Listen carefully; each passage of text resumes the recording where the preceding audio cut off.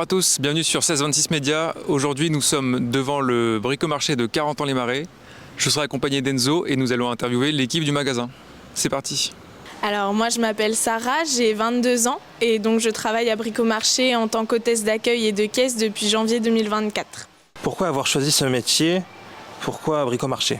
Alors moi tout d'abord j'ai fait un BTS tourisme, donc forcément le tourisme c'est l'accueil, c'est la relation client et du fait de la zone qui est très saisonnière, j'ai voulu m'investir pleinement dans une entreprise locale. À cette époque-là, l'ancienne hôtesse d'accueil partait, donc ça a été la bonne opportunité au bon moment. J'avais eu de bons retours d'expérience d'anciens employés ici, donc ça a été rapidement fait. Y a-t-il des contraintes, si oui, lesquelles ?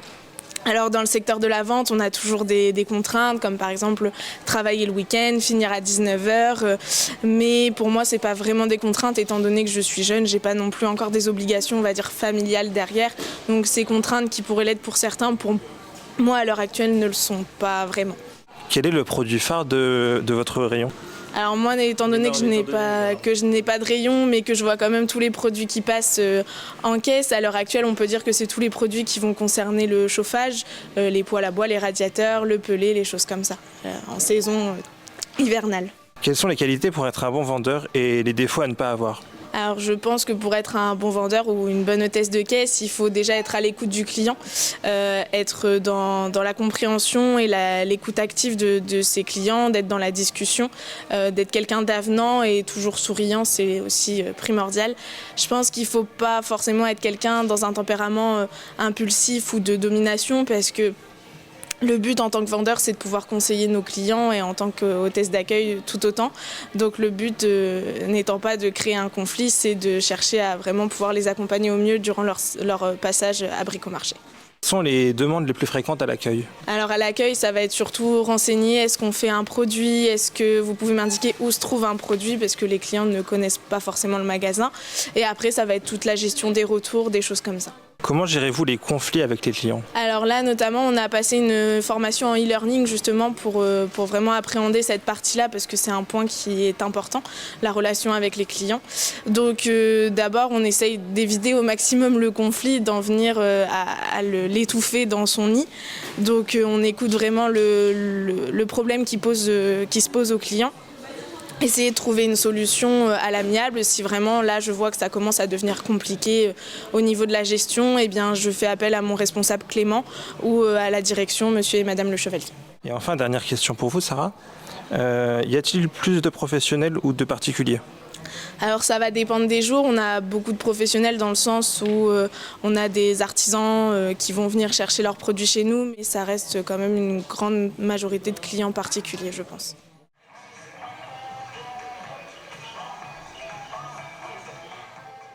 Je m'appelle Stéphanie, j'ai 29 ans et ça fait 4 ans et demi que je travaille à Bricomarché Carentan et je suis au rayon déco. Pourquoi avoir choisi ce métier, le métier de la vente, et pourquoi avoir choisi Bricomarché ? Alors le métier de la vente parce que je voulais travailler avec du monde, je voulais pas travailler toute seule devant un ordi et tout, j'adore le contact avec les clients. Bricomarché, ça s'est présenté parce que d'abord j'étais en alimentaire et je suis arrivée, j'en avais marre en fait, ça faisait 10 ans que j'étais en boulangerie et je voulais changer, donc c'était l'occasion qui s'est fait, donc je suis partie à Brico comme ça. Quelles sont les qualités à avoir pour être vendeur et les défauts à surtout éviter ? Alors les qualités, je dirais être souriant, être avenant, être patient, compréhensif avec les clients. Les défauts, je dirais peut-être d'être timide. Dans votre métier, est-ce que vous trouvez qu'il y a des contraintes ? Alors oui, je dirais peut-être les horaires. On finit à 19h, ça peut être un peu tard quand on a une vie de famille, le samedi. Sinon, en général, ça va. Dans votre rayon, est-ce qu'il y a un produit phare, quelque chose d'incontournable ? La peinture, c'est toute l'année. Vous avez la peinture intérieure, extérieure, c'est constant. Okay. Donc peu importe la saison. Bah oui, parce que voilà, si c'est l'hiver, ça va être les peintures intérieures, si c'est l'été, ça va être les peintures extérieures. Donc il y a toujours. Est-ce que vous avez dans votre métier une certaine fibre artistique ? Alors j'aime associer les couleurs, j'adore le rayon papier peint, donc ouais, j'aide les clients à retrouver ce qui peut aller ensemble. Pour terminer, en tant que vendeuse, quelles sont vos méthodes pour donner l'envie d'acheter ou convaincre un client ? Alors la mise en rayon, La mise en rayon, la mise en avant d'un objet avec un luminaire, un papier, une peinture, en fait ça les aide à se projeter. Ok. Donc ça c'est le meilleur.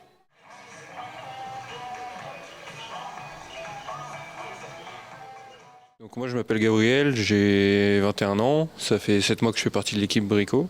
Pourquoi avoir choisi ce métier et pourquoi bricomarché? Donc de base c'est pas ce métier-là que j'avais dans le viseur, moi de métier je suis électricien. Je suis venu à Bricomarché car j'étais en recherche d'emploi. Donc au début je m'attendais pas du tout à venir côté menuiserie, j'avais postulé pour de la quincaillerie, pour de l'outillage plutôt.